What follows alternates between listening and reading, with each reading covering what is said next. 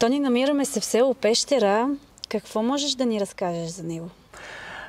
Гери, добре дошла в Пещера отново, след толкова време, в което не сме се виждали. Благодаря, добре заварила. За Пещера да ти разкажа, има много да се говори за Пещера, защото Пещера е едно от най-старите селища в региона. Първоначално селото е било разположено в горния край, където се намира сега селото, в местността Клабуко, там където е манастира. И за това говори мрачката грамота, с която е дарен нашия пещерски манастир от цар Иван Александър през 1347 година. С тази грамота цар Иван Александър го дарява и му дава правомощия да управлява манастири, метоси, клонове в Брезнишко, в Костинбродско, в Благоевградско, в Кюстендилско, в почти цяла Западна България, Югозападна България, и е бил един от най-влиятелните манастири в този край. И оттам се съди, че Пещера е населявана от древността, от много време. Даже това говори и намерените разкопки от тракийско и римско време в двора на манастира. Това означава, че преди построяването на този манастир е имало още по-старо селище някакво. Преди известно време археолози намираха разни останки от това селище. Така че Пещера в миналото е била населявана от хора, които са занимавали с добив на въглища, производство на въглища, или по-скоро от горите, дъбовите гори на около, където са горени и са се правени пещи, с които са произвеждани въглища. И името Пещера, една от легендите е, че произлиза от думата пещ. Друга легенда за произхода на името Пещера е, че произлиза от гръцката дума перистера, което означава на български гълъб, и в нашия регион, там в местността, където е било селището, е имало много гълъби. И това са двете основни версии за произхода на името. Сега говори се тук, че може да произлиза и от пещерите, които са наоколо, но те са много малки пещери, които почти човек не може да влезе в тях, с изключение на тази в местността Радован, която е с дълбочина около 6-7 метра и е с височина един човешки бой. Другите са по-малки пещери, по-ниски, така че по-скоро не от пещера, а от перистера или от пещите, които са горени въглищата. В местността Клабуко, както казах, където е населявано от населението, е имало много богат почва, с която хората са се прехранвали, и многобройни извори, които и името идва от бълбукането на изворите. Бълбук, клабук, хората са го различно чували и оттам най-вероятно името излиза Клабуко. И така че това е по-скоро за Пещера като произход.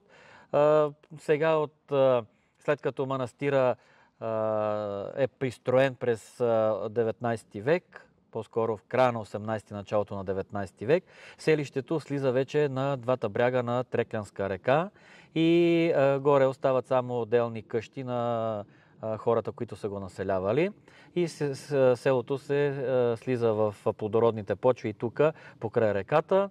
Населението се е занимавало предимно с животновъдство, защото нашия регион, колкото и да са плодородни почвите покрай реката, все пак ние сме планински регион и хората препитанието им е било отглеждането на животни, защото имало достатъчно пасища в региона, по горите са добивали листна маса, с която се изхранвали предимно овцете, овцевъдство. Скотовъдството, това е било. По-скоро тук при нас се по-малко произвеждало зърно, защото почвите не са толкова богати за производство на зърно, но все пак са били достатъчни, за да изхранват семействата, които в миналото са били доста многолюдни. Сега селото, с носталгия казвам, че въпреки че в общината сме най-голямото село, но едни 150 човека за едно село е почти нищо. Това е по-скоро на една махала, бих казал. но все пак селището ще бъде запазено, според мене, защото в последните години много хора, много чужди хора, аз не обичам да казвам чужди хора, защото щом са дошли в Пещера, те са наши, идват хора от предимно граждани от София, от Перник, купуват доста изоставени къщи и имоти тук, така че почти няма празна къща, която да не се обитава от хората.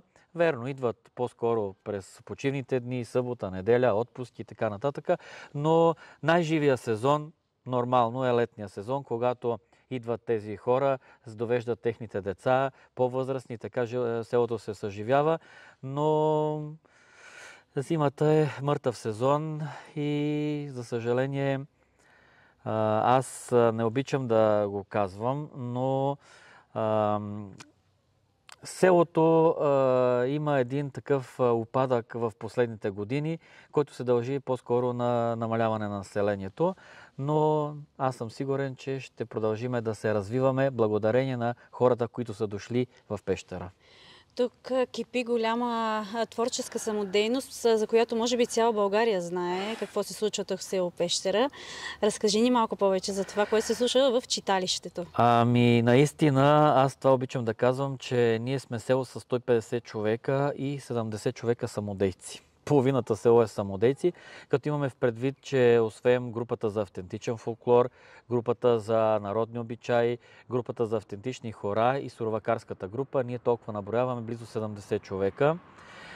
Наистина кипи доста живот в читалището. И то е благодарение на самодейците, които идват и дават всичко от себе си, оставят техните си грижи, оставят семействата си понякога, за да може да участват на мероприятия. Малко предистория ще започна. Групата е създадена през 1958 година. Говоря за групата за автентичен фолклор. Тук местната учителка, която е била тогава Радка Кирилова, е чувала момите в селото, които са пяли по чешмите, по седенките и решава да обособи една група, с която да се явяват на сцена. Тогава не е имало кой знае колко събори и надпявания, но са си гостували в съседни села и тя кани 6 моми, които пеят най-добре и образуват така наречената шесторка. Или две групи по 3 жени, които изпълняват автентични песни на пеене и на отпяване. След това придърпва още 2-3 моми и така групата е около 9-10 моми, които изпълняват автентични песни от нашето село. И така продължава до към средата на 70-те години в този си състав. И тогава вече идват нови жени, започват да изпълняват и по-хороводни песни. И вече имаше един период, края на 90-те години, началото на новото хилядолетие, когато групата прекъсна своята дейност за малък период от време, за 3-4 години. И тогава я поех аз с моя баща, който е дългогодишен председател на читалището. Колкото съм години аз, толкова и той е председател на читалището. И възобновихме групата, дойдоха нови жени, привлякохме млади момичета, момчета, мъже и вече групата я нарекохме Клабучка Китка, поради наименованието, както преди малко казах, от селището, където е било в Клабуко. А жените, аз обичам да се шегувам, че са като една китка сред природата и оттам нарекох групата Клабучка Китка. Така че в този си състав Клабучка Китка сега наброява 13 жени, 5 мъже и изпълняваме песни автентични, изпълняваме песни хороводни. Предимно аз държа да са от нашия район, защото нашия район е прекалено богат на автентични, фолклорни песни и всякакви хороводни. Така че и другото нещо, което е, аз много държа да съхраняваме, това, което сме съхранили като обичай, да го разпространяваме и да го показваме. Защото старите баби, които беха в групата на времето, ми предадоха на мене много местни обичаи, които аз съм ги запазил и в момента ги показваме на сцена. Ще изборя само една малка част от тях. Това е ритане на невести на Тодоров ден.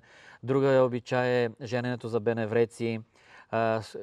Друг обичай е сватбени обичай. Правиме замесуване на колачето, и замесуването на колачето и сеенето на брашното, завиването на невестата. Повечето сватбени обичаи, други бъдни вечер, правиме служби за Аранджелов ден, такива родови служби, които вече не се показват никъде и едва ли има в нашия регион да са запазили некъде в друго селище точно такива служби, които едно време са били част от живота на хората. Така че хората ни познават благодарение на името Клабучка китка и по-скоро пак не искам да звучи доста като хвалба от моя страна, но аз популяризирах доста Клабучка китка и фолклора на Пещера, така че ни знаят много хора. Затова за мен е една огромна гордост. Получаваме своите признания и се надявам, че докато имам сили и мога, Клабучка китка ще съществува. Кое те вдъхновява да го правиш? Вдъхновяваме това, че има млади хора, има възрастни, които с цялата си енергия идват, участват. Нахъсани са, като отидем некъде на участие, че трябва да се завърнем с награда, независимо каква. Аз казвам да е най-голямата. Така че няма как да не искам да съществува фолклора на Пещера, защото самия аз съм роден в такова семейство, израснал съм в такова семейство. Моите родители са ме отгледали, са ме възпитали да уважавам българските традиции и фолклор. Моите баби беха, мога да кажа, че много добри певици, които ми предадоха песните на Пещера. Моите дедовци беха доста добри занаятчии, които правеха много интересни пособия в миналото.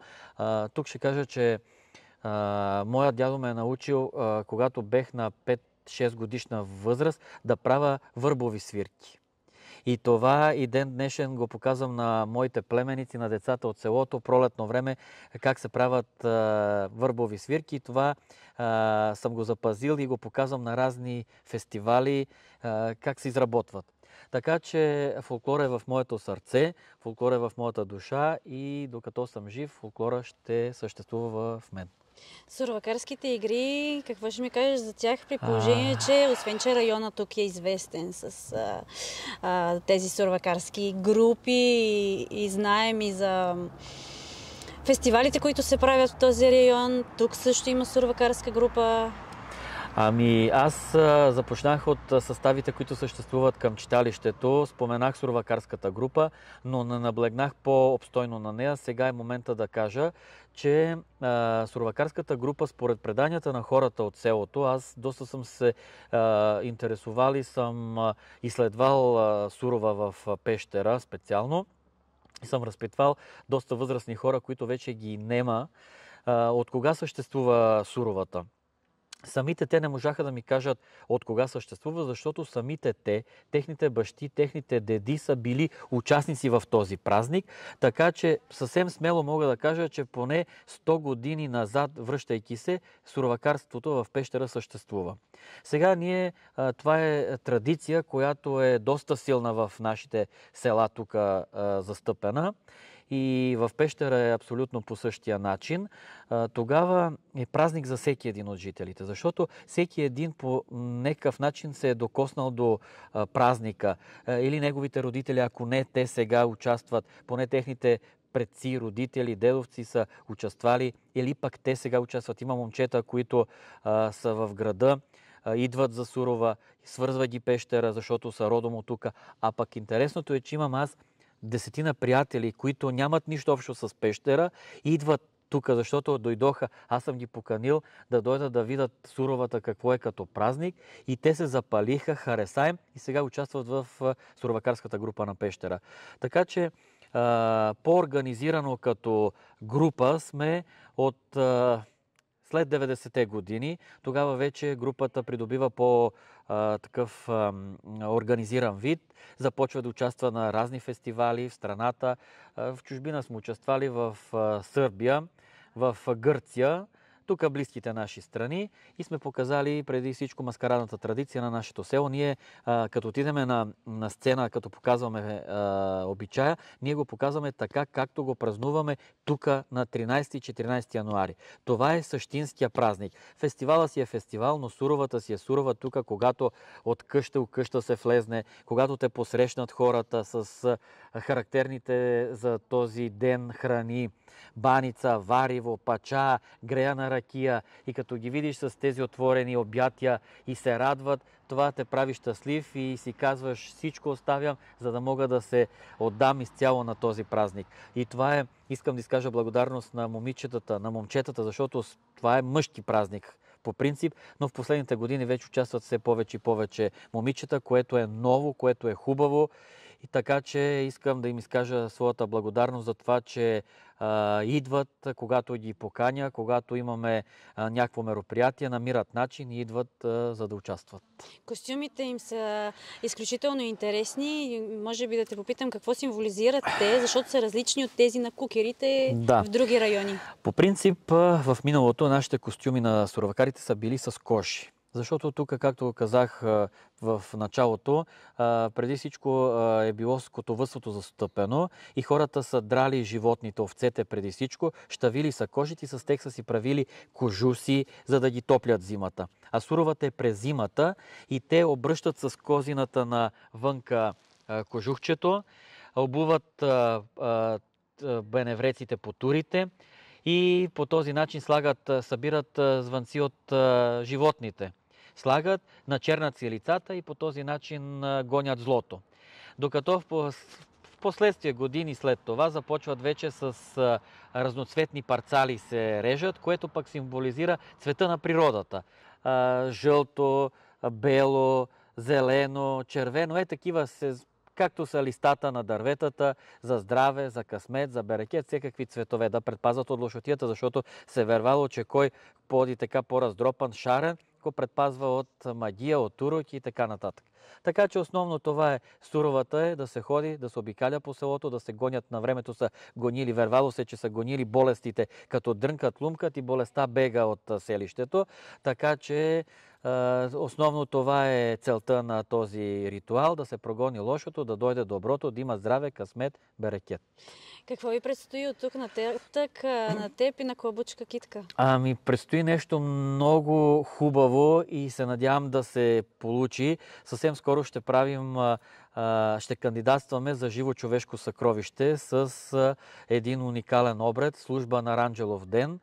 С него ние ще кандидатстваме и се надявам да бъдем одобрени, защото точно тези обреди са вече забравени и вече ги няма, а ние сме един от малкото носители, които сме ги съхранили, и се надявам уважаемото жури, което ще мине първо през регионален етап в Перник, да ни отсее, за да може да отидем на национален етап и там вече специалистите да преценят дали сме достойни да станем живо човешко съкровище. По тук нататък, въпреки че сме вече в есенния период, ни предстоят доста участия по Петричко. Има един уникален пък фестивал, етнофестивал в село Челопеч, с който с суровакарската група ще участваме съвсем скоро, така че ние нямаме почивка.